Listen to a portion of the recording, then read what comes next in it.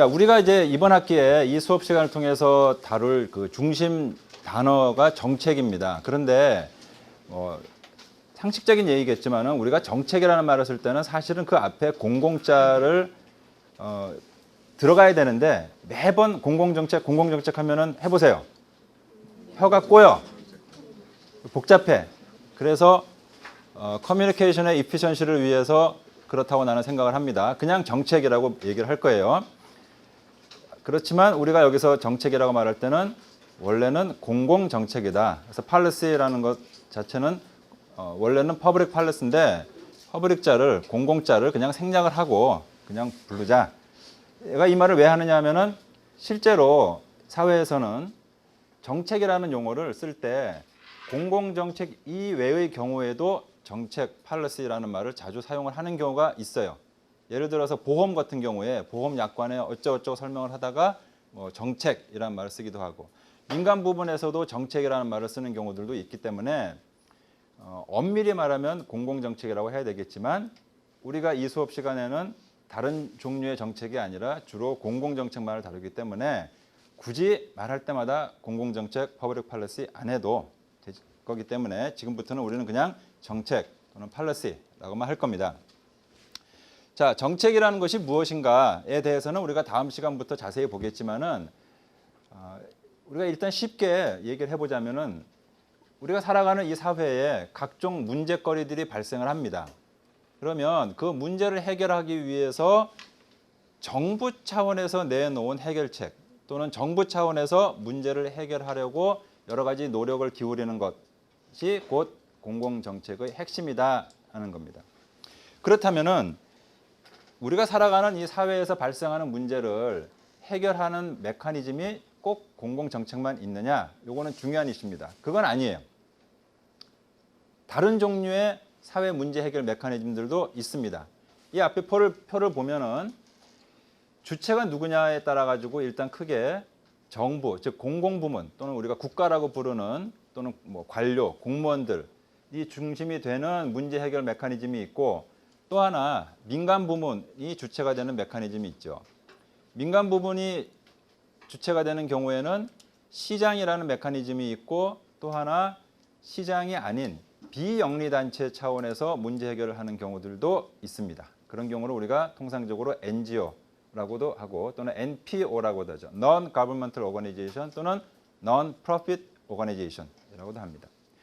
시장기구라는 메커니즘은 기본적으로 개인들이 자기의 사적인 이익을 추구하는 과정에서 그러다 보니까 사회 전체 차원의 문제도 해결되는 경우를 말하는 거고 이 경우에는 자연스럽게 개인들 간의 이해관계에 따라서 자발적으로 자율적으로 교환이 이루어지고 결과적으로는 사회 문제가 해결이 된다라는 거고 NGO 같은 경우는 개인의 사적인 이익을 추구하는 것이 아니라 공적인 이익을 추구하는데 시장 메커니즘에 의한 것도 아니고 그렇다고 정부처럼 권력이 행사되는 것도 아닌 순수하게 개인들의 자발적인 사명감에서 사회 문제가 해결되는 메커니즘도 있다라는 겁니다. 그런데 우리는 이번 학기에 민간 부분이 중심이 돼서 이루어지는 시장 메커니즘 NGO가 아니라 정부가 중심이 되는 정책에 대해서 배우게 된다. 정책 메커니즘의 핵심은 민간 부문과 대별되는 것으로 우선 시장과는 차이 나는 점이 사적인 이익을 추구하는 것이 아니라 우리나라 전체의 공익을 추구한다라는 점. 지향점은 그렇고 그다음에 수단에 있어서 민간 부문과는 근본적으로 차이 나는 부분이 바로 법규범에 의해서 시행하면서 말 안 들으면 강제를 당한다라는 이 강제력이 동원된다라는 거. 좀 쉽게 말하면 폭력이 시행된다라는 겁니다. 그래서 군대 갔다 왔나? 갔다 왔어? 예. 여기 남학생들 중에 군대 아직 안 간 사람? 군대 가야 돼? 가고 싶니? 군대 갔다 온 사람들 자발적으로 즐거운 마음으로 다녀온 사람 손 한번 들어볼래요? 아마 없을걸 대한민국에. 갔다 왔어. 왜? 싫은데 억지로 갔다 온 거야. 왜? 나라와 민족을 지키기 위하여? 하는 건 그렇단 명분이지만 사실은 아니야. 그럼 왜 갔어? 왜 갔다 왔어? 안 가면 어떻게 되겠어? 안 가면 누군가가 와서 잡아가겠지. 가서 어디다 감옥에다 집어넣어놓겠죠. 그게 싫으니까 간 거야. 감옥보다는 그래도 군대가 낫다 해서 갔다 온 거죠. 이게 뭡니까? 바로 강제력. 이 강제력이 아무렇게나 행사되는 건 아니고 당연히 일정한 절차를 거쳐서 만들어진 법규범에 의거해서 행사되는 거죠. 일정한 법규범이 아니라 그냥 강제를 행사하는 경우들도 종종 있습니다. 민간 부문에. 대표적인 게 해결사들, 조폭들 이용해가지고 문제를 해결하는 경우들도 있긴 있지만 그 경우는 공익을 위한 것도 아니고 법규범을 사용하는 것도 아니기 때문에 정부의 정책과는 근본적으로 차이가 있는 거죠.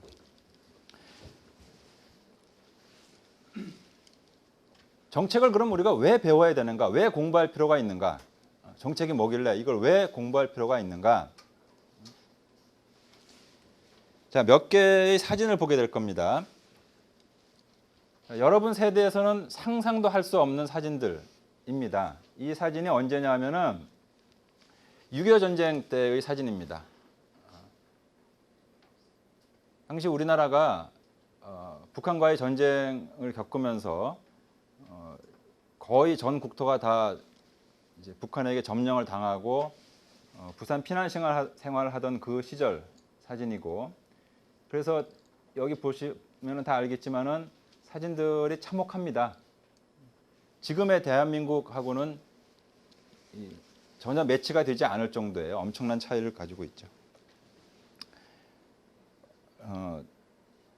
거지들입니다.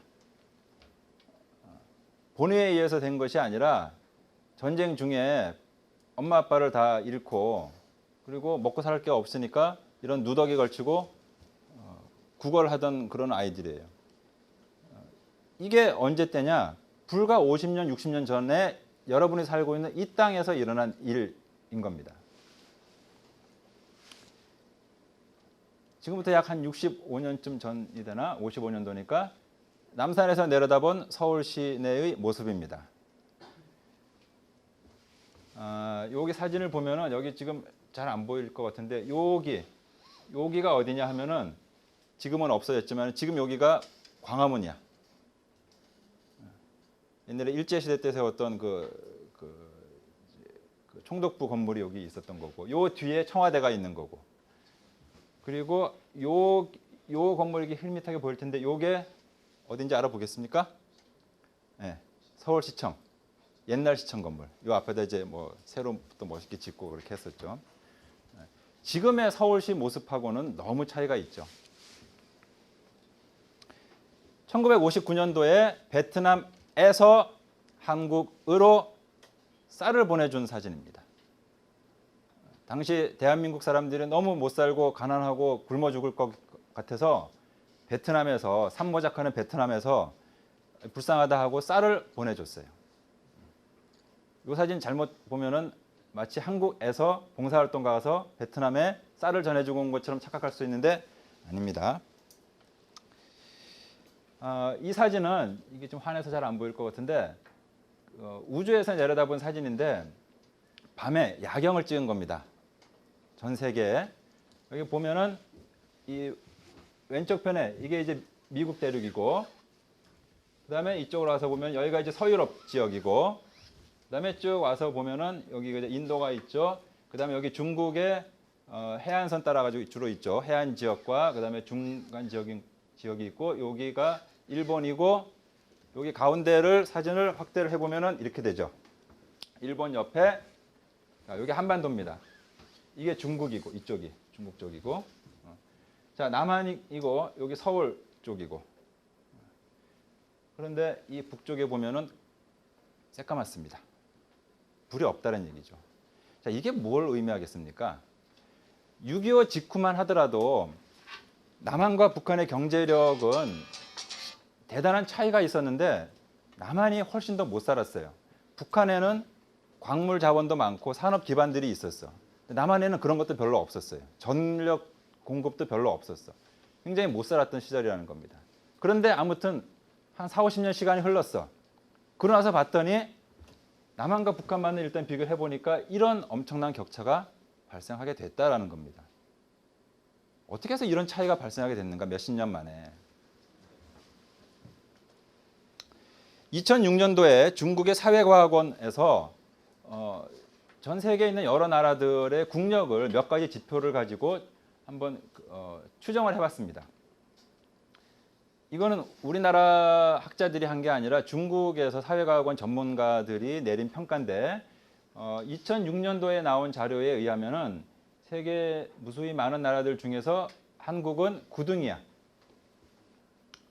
물론 이런 등수라는 거는 지표를 어떻게 만드느냐에 따라 가지고서 상당히 변할 수도 있지만 그럼에도 불구하고 나름대로 분명히 의미를 갖고는 있다는 겁니다. 조금 전에 여러분들이 봤었던 것처럼 불과 몇십 년 전에 완전히 폐허가 돼버리고 거지들이 들끓는 그런 나라가 또 다른 나라에서 쌀을 보내주지 않으면 굶어 죽을 그런 나라가 몇십 년 만에 이렇게 바뀌었다라는 거죠. 또 다른 자료를 보면은요, 이 뉴스웨이에서 2010년도에 나온 자료인데 몇 가지 이렇게 5개 부문을 평가를 했어요. 그래서 100개 나라 중에서 한국이 83.28점으로 15등이고 교육 부문에서는 2등, 경쟁력 부문에서는 100개 나라 중에서 3등이라는 겁니다. 이 정도면 괜찮죠? 네. 다시 말하지만 지표를 어떻게 쓰느냐에 따라 가지고서 등수라는 거는 왔다 갔다 합니다. 그러니까 이런 등수에 너무 목매달아서 울고 웃고 할 필요가 없어.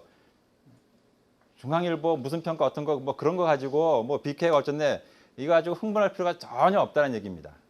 지표를 어떻게 하느냐에 따라 가지고 얼마든지 그 순위라는 거는 확확 바뀔 수가 있는 거기 때문에 그렇지만 그럼에도 불구하고 우리가 여러 개 종류의 지표를 가지고 이렇게 하다 보면은 이 정도 되는구나 하는 것을 짐작은 충분히 할 수가 있어. 지금 이런 지표들을 가지고 보게 되면은 부인할 수 없는 사실은 대한민국이라는 나라가 불과 몇십 년 만에 세계적으로 못 사는 완전 최하위권 국가에서 상위권 국가로 발돋움을 할 수 있었다라는 겁니다. 이게 뭐 때문에 가능했느냐? 물론 한국의 발전의 원인에 대해서는 학자들이 여러 가지 의견이 있습니다만은 부인하기 어려운 것은 국가의 정책적인 이니셔티브가 분명히 크게 작용을 했었다라는 겁니다. 이게 뭐 어느 특정한 대통령을 칭찬하고자 하는 것도 아니고 대한민국 관료 만세를 부르자는 것도 아니지만은 분명한 사실은 사실이다라는 거예요. 정부의 정책적인 지휘가 상당히 큰 역할을 했었다라는 것. 물론 그 과정에서 여러 가지 부작용도 있었지만은 어쨌든 대한민국의 이러한 발전 뒤에 정부의 정책적인 노력이 상당히 큰 역할을 차지했다라는 것은 부인할 수 없는 사실이다라는 겁니다. 자, 여기까지 얘기하고 나면은 뭔가 좀 이렇게 좀 숙연해지는 기분이 드는 것 같아. 그래서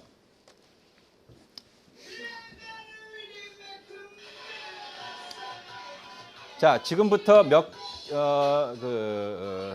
뭐라고 불러야 되나?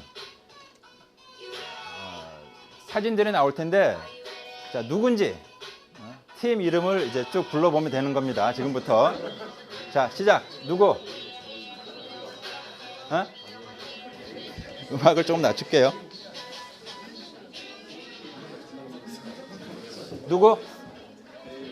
베이비복스. 맞아요. 잘했어. 그 다음에 누굴까? 네, 은지원이 있는 거 보니까 잭스키스죠.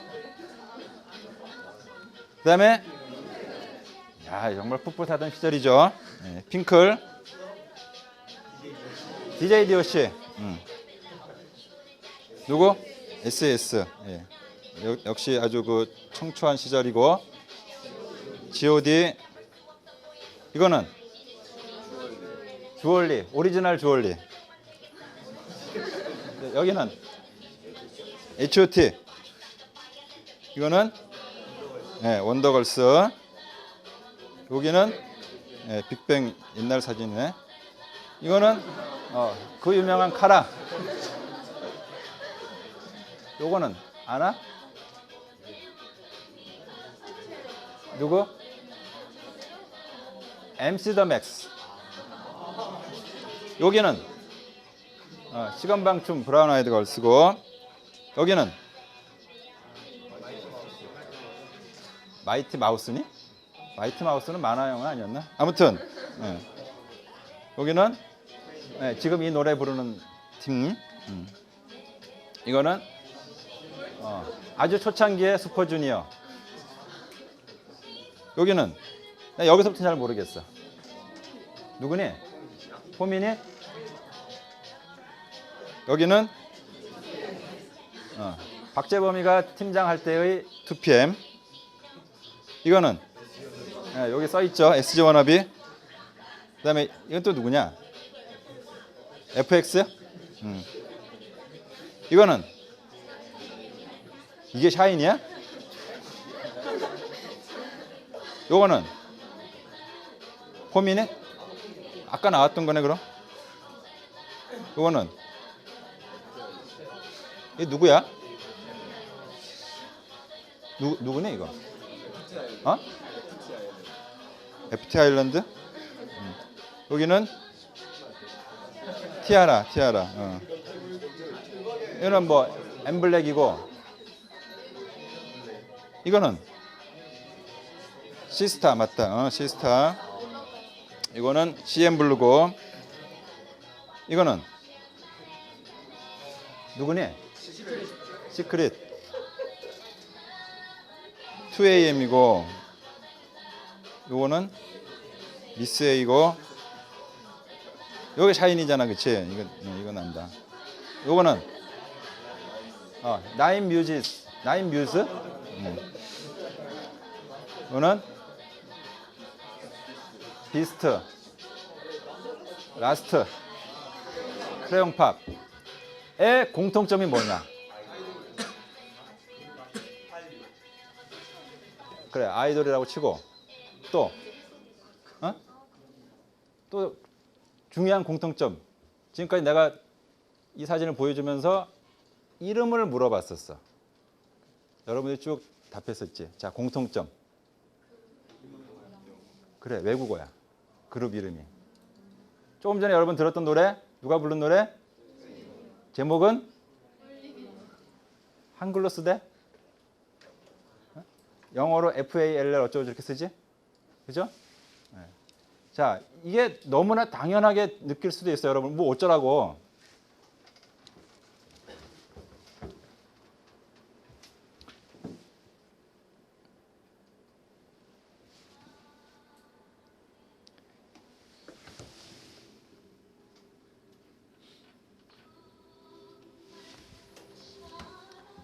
(1970년대) 이 남녀 혼성 듀엣, 이 사랑의 당신이라는 노래로 굉장히 인기를 끌었던 팀인데, 팀 이름이 뭐냐면 라나의 로스포야.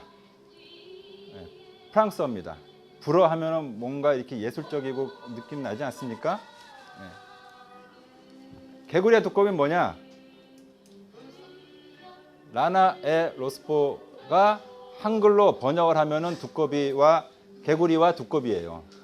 이것도 뭐 무슨 말이냐 하면은 70년대 박정희 정권 당시에 젊은이들이 왜 외국어만 이렇게 쓰느냐, 가수들이 왜 외국어를 쓰느냐, 왜 이름을 영어를 쓰느냐 해가지고 국어 순화 운동이라는 걸 했었어.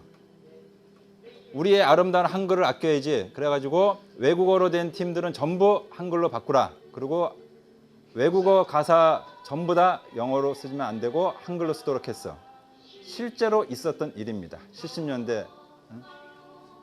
그래서 라나 에로스포의 사랑의 당신을 이후에 어떻게 됐냐면은 개구리와 두꺼비가 부릅니다. 사랑의 당신을. 이랬던 적이 있었다라는 겁니다. 뭐 때문에? 대한민국 정부가 그런 정책을 만들었기 때문에 그랬다는 얘기입니다. 이 노래 아는 사람?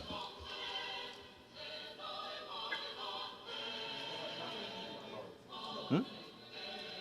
이 노래가 어느 음반에 수록되어 있었을 거거든요. 응? 건전가요 모음집 뭐 이런 거? 자, 이 노래는 지금 어디서 나온 노래냐 하면은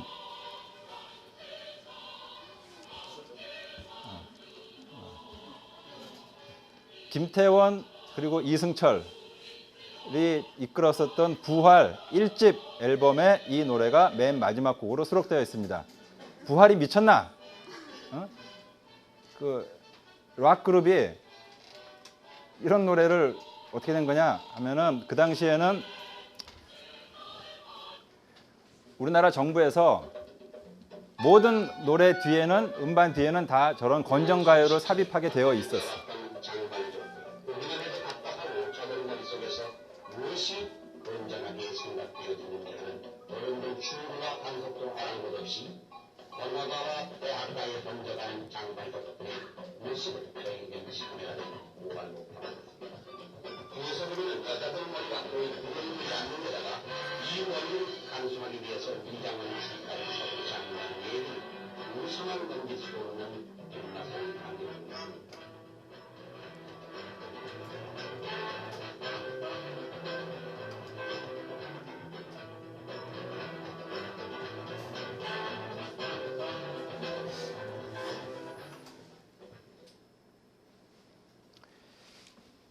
(70년대에는) 정부에서 법으로 아예 만들었습니다. 그래서 풍기문란하게 하면 안 된다고. 청소년들, 특히 대학생들 술 먹고 통기타 치고 논다 그러면 통기타 갖고 다니면 이런 퇴폐해가지고 붙잡아 놓고 막 그랬어. 통기타 압수하기도 하고 막 이랬던 적도 있었어요.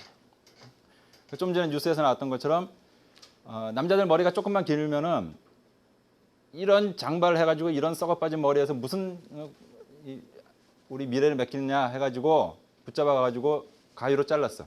가위로 잘라주는 건 그나마 양반이고 사실은 이 바리깡이라는 거 있죠. 이걸로 그냥 이렇게 밀어주는 거야. 그럼 어떻게 되겠어요? 한 번만 밀어주면 돼. 그다음부터는 자기가 창피해서라도 다 깎을 수밖에 없는 시기였던 거죠. 여자들 같은 경우는 무릎이 15cm. 무릎이 어디서부터니? 경찰 아저씨가 정말로 자갖고 다니면서 쟀다고 그때는. 근데 무릎이가 어디서부터가 무릎인 것 같아? 모르니? 경찰 아저씨 마음이야. 그냥 딱 대고서 너가 15cm 넘어 하면 그냥 잡혀가는 거라고. 어디로? 경찰서로. 정책을 이런 식으로 만들어 놓으면요. 내가 예컨대 나는 슈퍼주니어라는 이름이 좋다. 나는 빅뱅이라는 이름이 멋있다. 또 Falling in Love라는 이런 식의 가사를 만들어서 내가 노래를 부르고 싶어도 할 수 없는 상황이 될 수도 있고, 내가 남자지만 난 머리 기르고 싶다. 내 개성을 표현하기 위해서 나는 짧은 치마를 입고 싶다. 네 멋대로 안 된다. 이렇게 될 수도 있다라는 얘기입니다. 지금 우리나라에서는 인구가 줄어든다고 빨리 결혼해서 애를 빨리 좀 많이 낳아라라고 해서 지금 막 북돋우고 있어. 그런데 여기 지금 중국에서 온 학생들도 있지만 중국은 아직까지도 공식적으로는 아이는 한 명만 낳도록 되어 있어. 내가 알기로 공무원이나 또는 국립대학, 국공립대학에서 일하는 분들이 애를 둘 낳다가 걸리면은 그대로 해제되는 걸로 알고 있어. 아니 결혼해서 애를 낳건 말건 한 명을 낳건 두 명을 낳건 내 맘이지. 나하고 우리 집사람하고 결정할 문제지. 아니 국가에서 무슨 정책을 그렇게 만들면 그렇게 된다는 얘기입니다.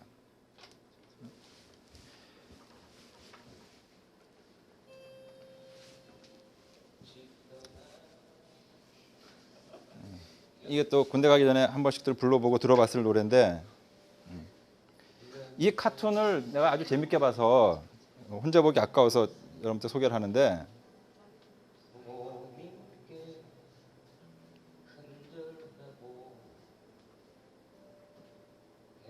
이거 다음에 뭐가 나오는지 아니?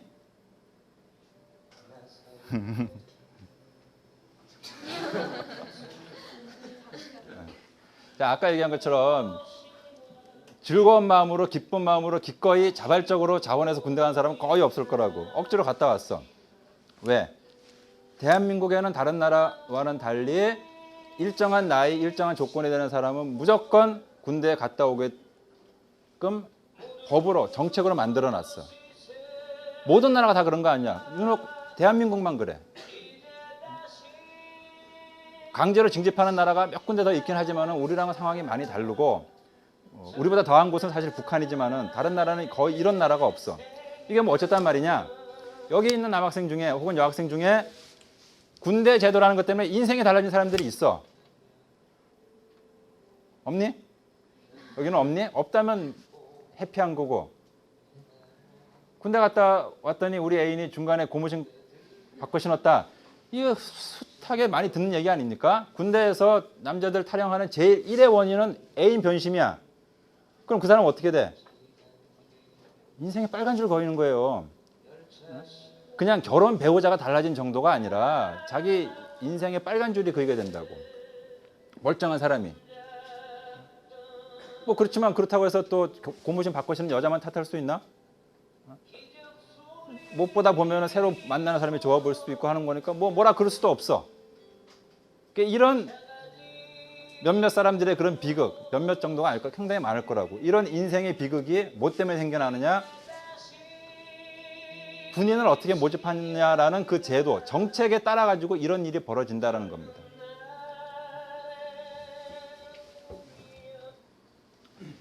자, 우리가 지금 이런 몇 가지를 잠깐 생각해 본 이유가 뭐냐면은 왜 정책에 대해서 공부하느냐, 정책에 대해서 공부할 이유가 뭐냐, 필요가 뭐냐라는 걸 생각해 보려고 그랬던 거라고.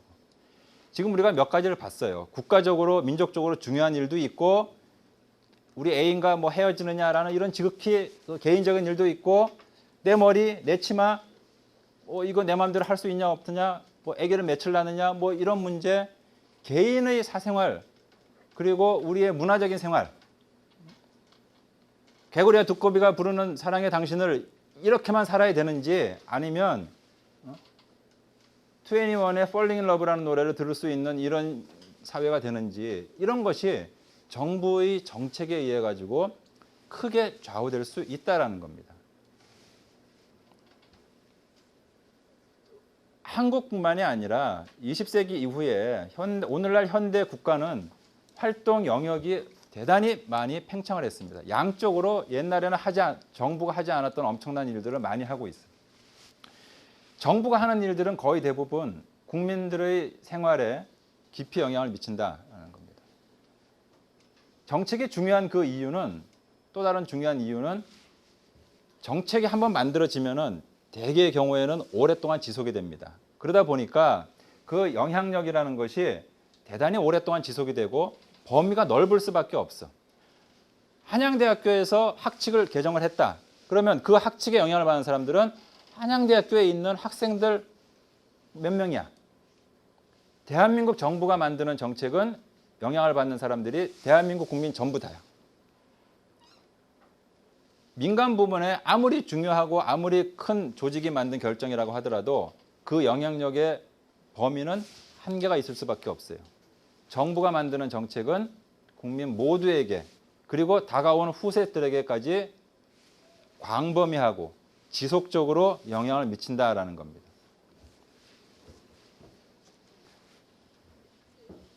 이산이 아닌 개별라는 이 카툰, 어떤 의미인지 다 알겠죠. 좀 전에 얘기했던 것처럼 공공정책이라는 것은 한번 만들어지면 오랫동안 지속이 됩니다. 영향력이 굉장히 넓어요. 대개의 경우 엄청나게 많은 예산과 자원이 투입이 됩니다. 그렇기 때문에 그냥 오늘 라면 먹을 걸 짜장면 먹었나, 이제 별로 맛없네 하는 수준에서 후회하는 걸로 끝나는 게 아니다라는 겁니다. 한번 잘못되면은 나라와 민족에게, 수많은 사람들에게, 다가올 세대에게도 엄청난 손해와 고통을 끼칠 수 있다는 겁니다. 정책이라는 건 그렇다는 얘기. 그런 정책이 그렇게 중요하기 때문에 조금 아까 우스갯소리처럼 내가 보여줬지만은 그냥 뭐 무대뽀 한번 해보지, 그냥 뭐 맨주먹 돌격 맨땅에 헤딩 한번 해보지, 이러다가는 큰일 날 수 있다는 얘기입니다.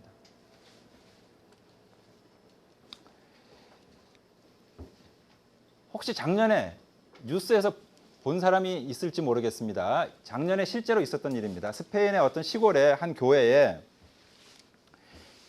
교회니까 이제 당연히 뭐 예수님 그림을 이렇게 막 그려놨겠죠.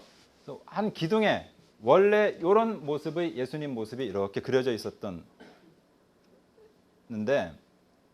세월이 흐르다 보니까 뭐 비 오고 뭐 먼지 끼고 뭐 이러다 보니까 이렇게 막 훼손이 된 거예요. 뭐 탈색되고 여기 막 이렇게 까지기도 하고 뭐 이렇게 된 거야. 그래서 이 교회에 다니는 어떤 할머니께서, 세상에 우리 예수님의 얼굴이 이렇게 까지고 이렇게 탈색되고 어떻게 이런 걸 두고 볼 수 있느냐, 나는 차마 그렇게 두고 못 본다 해서 이 할머니께서 직접 원상복구를 시도하셨습니다. 그 결과 이렇게 됐어. 그래서 이게 헤이어 토픽에 멍키 크라이스트 해가지고 유명해졌어. 덕분에.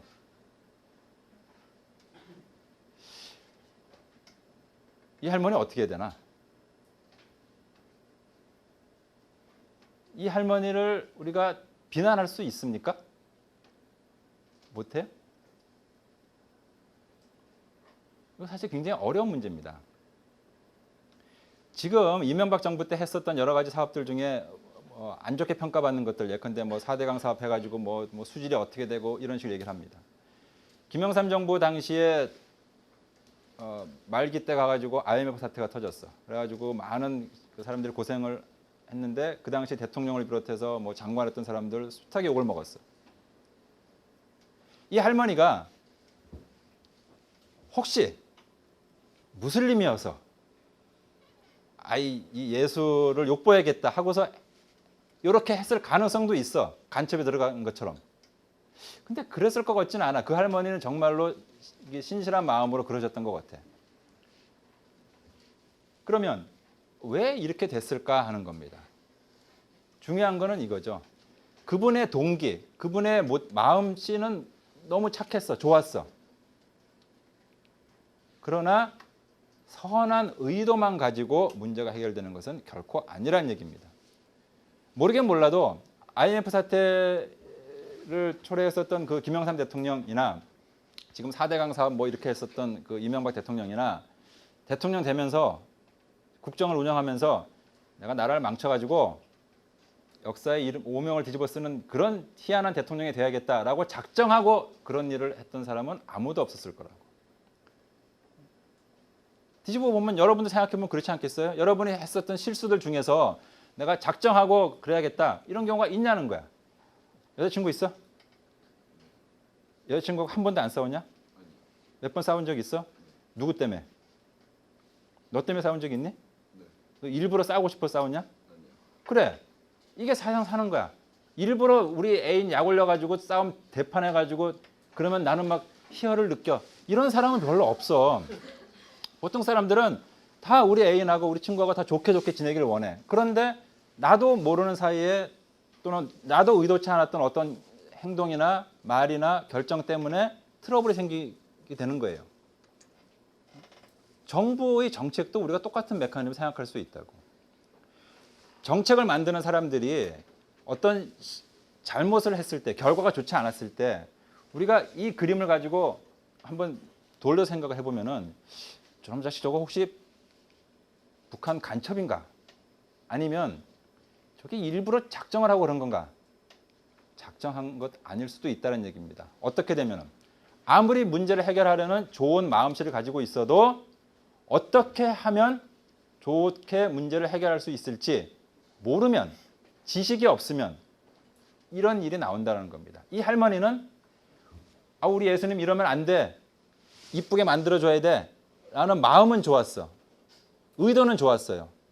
어디서 삐걱된 거냐?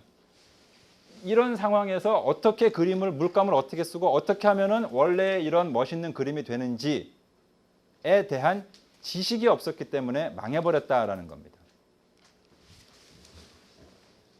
자, 다시 원래 질문으로 돌아갑니다. 우리가 왜 정책을 배워야 되느냐? 이게 처음 질문이었어요. 그러니까 정책이라는 것이 중요하기 때문이다라는 거라고. 그게 이유였고, 우리 입장에서 정책을 연구하고 배워야 될 중요성은 학생으로서, 학자로서, 전문가로서 지식이 중요하기 때문에 그렇다는 거죠. 개인의 문제뿐만 아니라 사회 문제를 해결하는 것도 두 가지 중요한 요소가 있어야 되는데, 하나는 문제를 정말 잘 해결해서 좋은 결과를 만들어야겠다라는 선한 의도가 당연히 있어야겠죠. 이거 망쳐버려야지라는 악한 의도를 가지고 있으면 당연히 안 되겠죠. 좋은 의도만 가지고 되느냐? 안 된다는 겁니다. 정확한 지식이 있어야 우리가 의도한 좋은 결과를 얻을 수 있다는 거라고.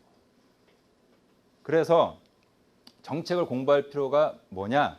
두 가지로 볼 수 있는데, 전문가 입장에서도 그렇고, 여기 있는 사람들은 어쨌든 준 전문가야. 행정학을 배우고 전공하는 준 전문가들이야. 당연히 행정을 배우고 정책을 배우는 준 전문가이기 때문에 뭘 좀 알아야 될 필요가 있지만은 그게 아니라도 굳이 정책을 전문적으로 연구하고 배우는 전문가가 아니라고 하더라도 일반 시민 입장에서도 나의 운명, 아까 봤죠? 머리카락 막 자르고 막 치마 못 입게 하고 막 이러는 거 봤잖아. 정부가 정책을 잘못 만들면 의도는 좋다고 하더라도 잘못된 지식으로 잘못 만들게 되면은 몰라 내 책임 아니야 이러고 있어도 여러분들이 고생을 하게 되는 거야. 내가 고생을 하는 거야. 나만 고생을 하는 게 아니라 우리 아들, 딸, 여러분의 후손들까지도 고생을 하게 될 수 있는 거야. 좀 과장되게 얘기를 하자면은 구한 말에 당시 위정자들, 대원군을 비롯해서 위정자들이 결정 잘못하고 개방 안 하고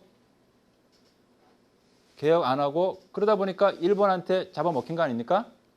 그래서 지금까지도 우리가 일본한테는 아직은 앞서지 못하고 있는 이런 상황이 되고 있는 거잖아. 100년도 훨씬 더 전 얘기인데도 불구하고 이렇게 오랫동안 많은 사람들에게, 많은 후손들에게 영향을 미친다는 겁니다. 그러니까 이런 일이 벌어지도록 여러분들이 난 몰라 하고서 가만히 있어야 되겠느냐라는 거죠. 그래서 다시 정리하자면은 정책이라는 것은 오늘날 우리의 삶에 직접적으로 오랫동안 많은 영역에서 중요한 영향을 미친다.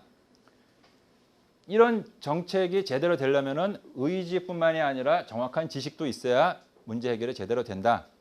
따라서 전문가 입장에서는 당연하지만은 전문가가 아닌 일반 시민 입장에서도 정책에 대해서 이게 도대체 어떻게 굴러가는 거냐, 어떤 메커니즘에 의해서 이렇게 되는 거냐, 또 이게 좋지 않다고 생각한다면 왜 안 좋은 거냐, 그리고 안 좋은 일은 왜 일어나는 거냐, 이게 제대로 되려면 어떻게 해야 될 것인가, 이런 여러 가지 사안들에 대해서 우리가 지식을 가지고 있을 필요가 있다라는 겁니다. 우리는 앞으로 한 학기 동안 이런 문제의식을 가지고 정책에 대해서 배워나갈 겁니다.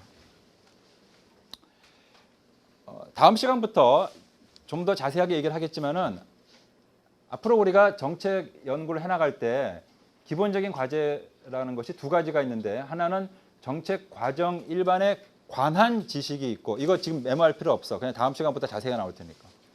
두 번째는 정책을 잘 만들기 위해서 필요한 지식이 있어.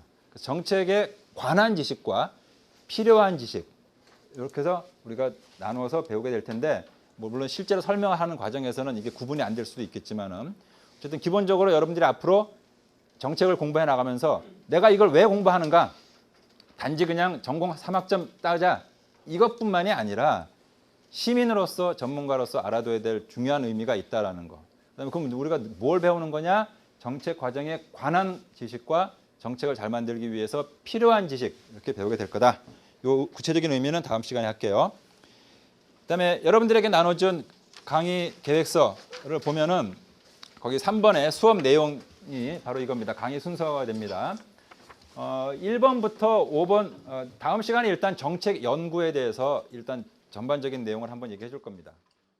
1번에서 5번까지는 이제 그 정책에 대한 일반적인 그런 뭐 특성이라든지 어떤 그 논리적인 구조들 이런 것들에 대해서 살펴볼 것이고 6번부터 11번까지가 전반적인 정책 과정이 됩니다. 그래서 정책이 어떻게 시작이 되고 어떻게 진행이 되고 어떻게 마무리되고 어떻게 수정되는가 하는 이 전체 과정을 쭉 보면서 중간에 8번 주제가 불확실성과 합리성 얘기인데 이 부분에서는 우리가 뭘 다루느냐 정책을 결정하고 집행하는 데 있어서 제일 핵심적인 기준이 사실 그 레셔널리티, 합리성인데 이 합리성의 개념이라는 것도 이렇게 저렇게 달라질 수가 있다.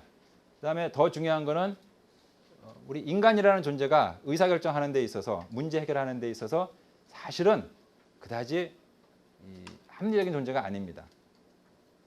인간이라는 존재가 도대체 의사결정하는 데 있어서 어떤 한계들이 있는지 하는 부분들을 여기서 다루게 될 거고 그다음에 이 12번 주제는 뭐냐면은 이 앞에서 쭉 다루었던 것은 정책이라는 것이 왜 있어야 되는가? 왜 국가가 국민들의 삶에 권력을 가지고 개입해야만 되느냐? 뭐 당연히 그런 필요성이 있어서다. 그래서 이렇게 하는 거다라는 얘기를 쭉 한 다음에 마지막 주제는 사실은 굉장히 심각한 철학적 질문이 되는데 정부가 정책적으로 개입하면 만사 형통인가라는 질문입니다. 이렇게 질문했을 때 당연히도 그 답은 아니올시다겠죠. 어떻게 해서 정부의 정책이라는 것이 만사형통이 아니고 만능약이 아니냐. 그래서 정부 실패 또는 정책 실패라는 주제에 대해서 배우게 될 거고, 그러면 도대체 어떻게 하란 말이냐 하는 거는 맨 마지막 종강 시간에 다루도록 할 겁니다. 그리고 정책 사례 발표, 이거는 이제 수강 신청이 완전히 확정이 되고 나면은 여러분들을 한 3명 정도씩 팀을 이렇게 구성을 해줄 겁니다.